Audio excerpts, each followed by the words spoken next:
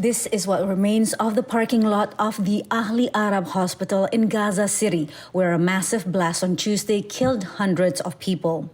Arriving in Tel Aviv Wednesday to show support for Israeli Prime Minister Benjamin Netanyahu, President Joe Biden said he was deeply saddened and outraged by the hospital explosion. Based on the information we have seen to date, it appears the result of an errant rocket fired by a terrorist group in Gaza.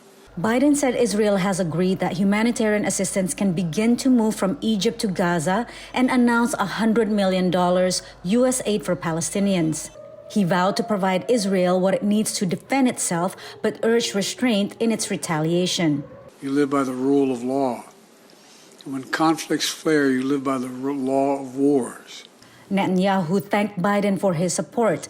His government has pounded Gaza with airstrikes, killing 3,000 people, and ordered 2 million Gazans to evacuate ahead of an expected ground invasion in response to the militant group Hamas' brazen incursion on October 7th, which killed 1,400 people. Hamas is responsible and should be held accountable for all civilian casualties. Hamas blamed the hospital blast on an Israeli airstrike, while Israel said it was an errant rocket from the militant group Islamic Jihad. That group also denied responsibility. The hospital was considered a haven for Gazans fleeing Israeli attacks. I don't know. A missile fell on us. We were on the floor. Everything got destroyed. We were destroyed.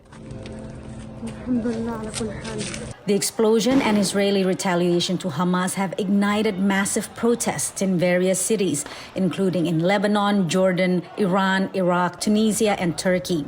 Demonstrators laid the blame on Israel. In Tel Aviv, Biden met with Israeli survivors of the October 7th Hamas attack. He had been scheduled to head next to Amman to meet leaders of Jordan, Egypt, and the Palestinian Authority, but the summit and the Jordan leg of the trip were scrapped following the blast.